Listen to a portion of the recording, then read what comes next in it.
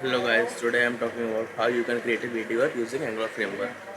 In this video, you are going to learn how you can use the Agora libraries to create a video application. So basically Agora provides two libraries. With these libraries you can create a video app. So I will walk you all those things one by one.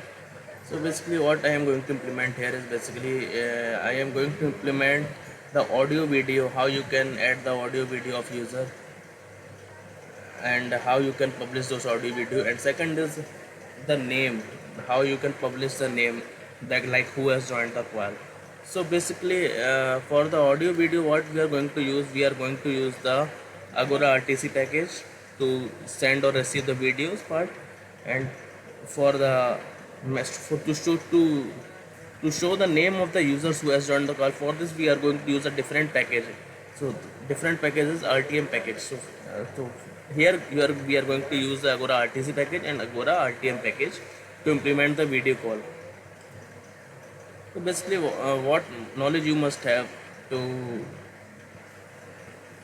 learn this. So basically you must have Angular, you must know TypeScript, you must know some basic commands of Node.js, like how to create application, how to run application, and next thing is the packages. You must be aware of those packages, RTM and RTC packages. Later I will tell you the commands how you can install those packages. Next is the tokens. So to work on a call, basically you need tokens. So for both the packages you need one token. You can generate the token using the API. So basically for token what you need is basically the UID. You need to pass the UID to the API, then it will return the token part. So I will walk you all those things one by one basically. So firstly you need to install the Angular. If you have not installed Angular, then you need to create a new project with the ng-new command, then ng-serve, then RTC package, RTM package. And if you have any query, you can contact me on this page. With these libraries, you can also implement these features like image beautify, live streaming, screen share, and many features you can implement with this library.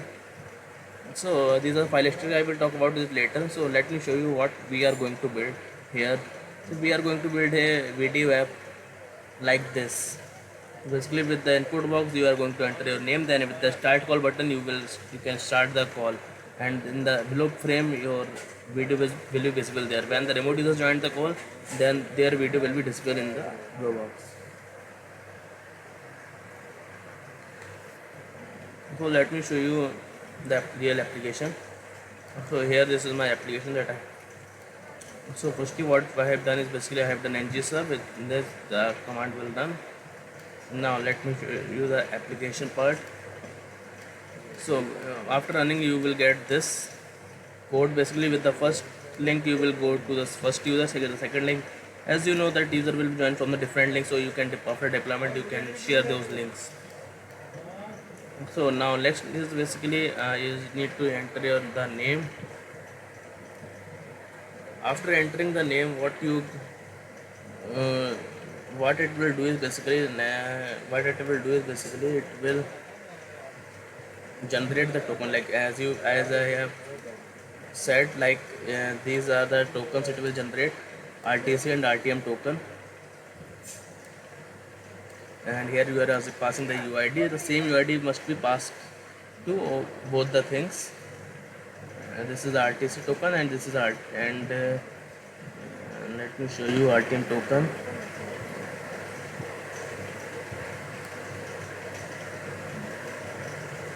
So this is the RTM token that we get. So basically to start the call, what you need is basically RTC and RTM token.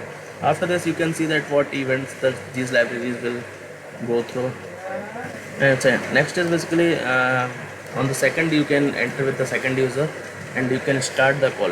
As you can see, like here you only one video is visible. Here I am using the virtual camera.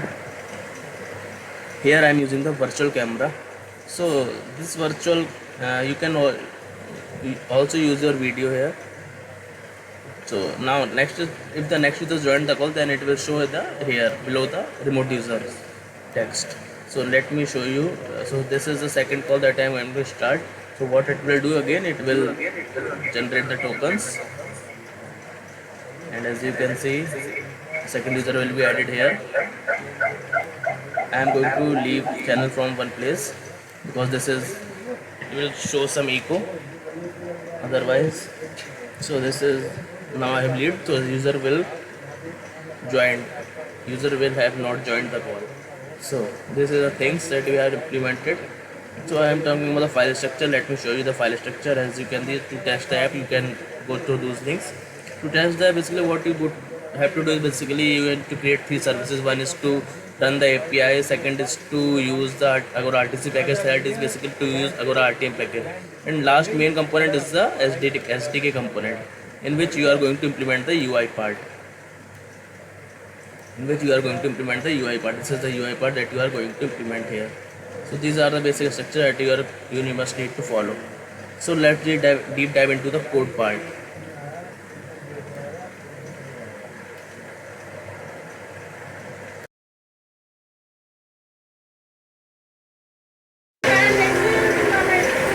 Now let's talk about the how you can create the UI. So basically what we are going to do, firstly we are going to create two buttons. Let me show you the buttons here. So firstly we are going to create those buttons, then on those buttons we are going to redirect user to the two routes. So let me show you the how you can create those two buttons. So basically, so I created here two buttons. On those two buttons you must need to redirect two links. So how you can create the links in Angular, basically you can use this routes to create the links.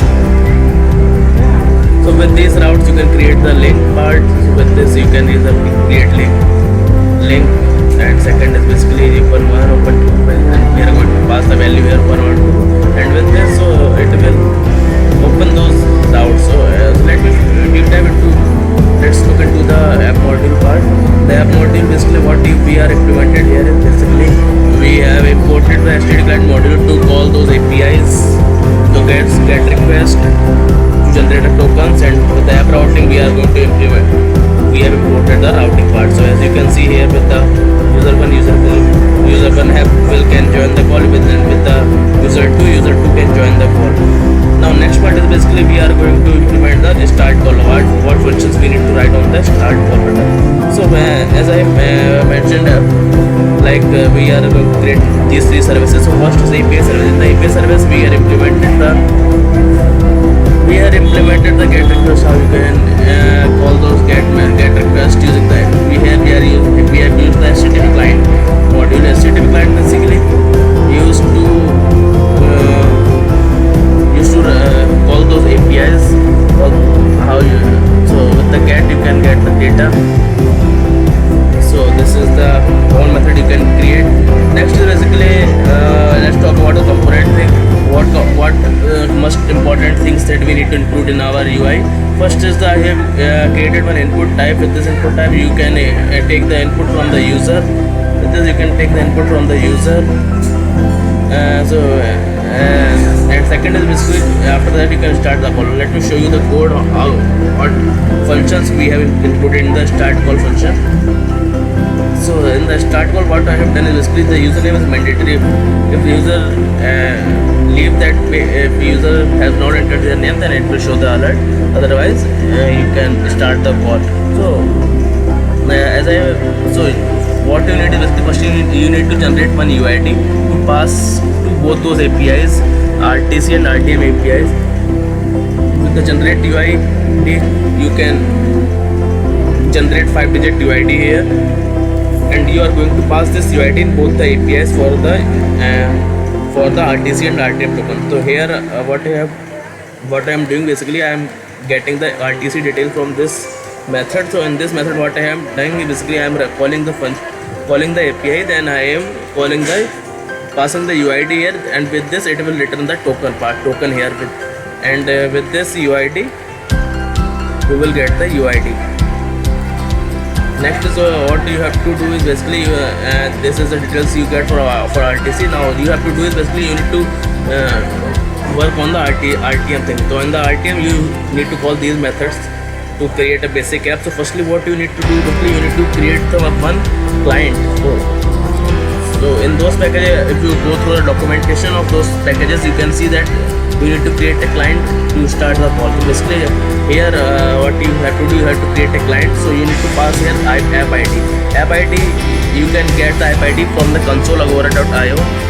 I have mentioned all the things in the readme, so you can check here with on the console Agora. You can create your app and get the app ID from here. So with this you can the RTMS client is created. Now next is basically what you have to do is you need to create the channel in which users are going to join. So I have created one test channel here on which user can join the call. And second last, then here what I have done is basically after that I am going to call the RTM API. With this you can generate the token and the UID. So it will generate that. After this what I have done is basically you need to log in. This method basically log in for the RTM.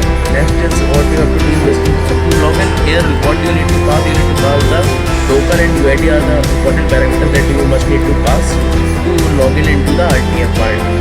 Next is the join channel. In the join channel, it will call the join method of the RTM, and with this you can join the call. So as you can if you want to learn more, then you can go through the library documentation here. Here you can learn about all the things like what methods you can use. So here join method is here. So next you join the call. Now we have to set the username of the user so that other users will know you who has joined the call. So with this you can set the name here. Next is basically what you have to do is you have to call those events. These events will be triggering if some user send you message or if there is some disconnection, then these events will trigger at that time. After that you have to do is basically you have to, these are the receive channel message.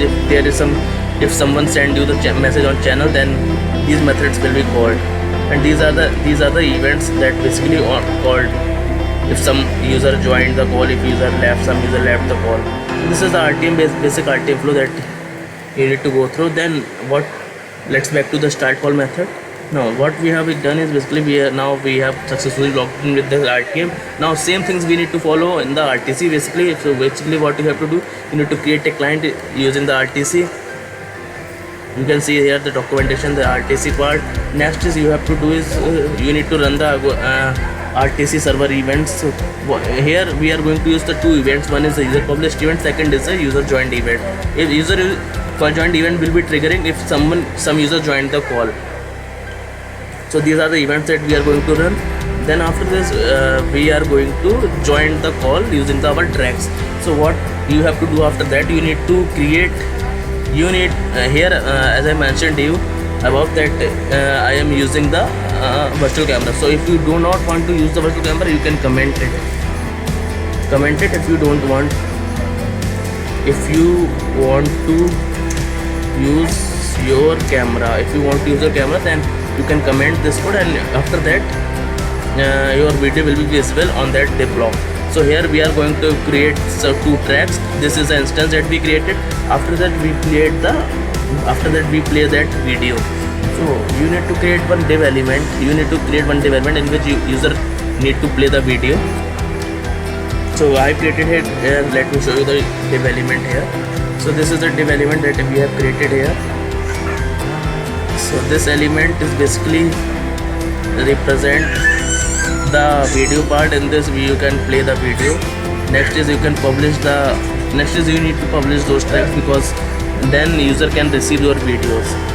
So this is a basic flow. You need to call on the start call button. So as I have talked about generate token, generate RTM token, and generate UID and RTM user login. I will add all the code in the GitHub. You can check on the GitHub for complete code. So the SD component, as I tell you that you need to create one input tag, you need to create one button to start the call, you need to create one div element to play the video, you need to create one H4 element to show the username. like who has joined the call. And for the remote users, what you have done is basically, as we know that multiple users can join the call. In that case, we are going to run is basically we are going to run the ng4 part, ng4 loop. So basically with the ng4 you can create the multiple divs here. So with this, as you can see that in the remote users you will get the इसमें remote you will get remote user list. So on that you get the remote user list. In that module you get the UID. So you can take the UID and play their tracks, and in that thing you can play the name. You can add the name of the user. And so this is the basic HTML that you have to add. So let me check you. Let me talk about. So this is the RTC tokens in which we have created the instance. This is the app ID that we are going to pass here. This is the remote user in which we are going to push over all users there. And this behavior is basically used to update the name of user. When some users joined the call, let me show you. When some users joined the call, then this behavior will be called. And after that behavior, you can see that I have subscribed here in constructor. When some user has joined, it will emit one ID. So with this ID, what we have done is basically we get the attribute, we get the information of that user. Then with this you can check and update the name of the user who has joined the call. Now next is RTC client you have created. You will need to comment that code if you don't want to switch the camera. Means if you do not want, comment it.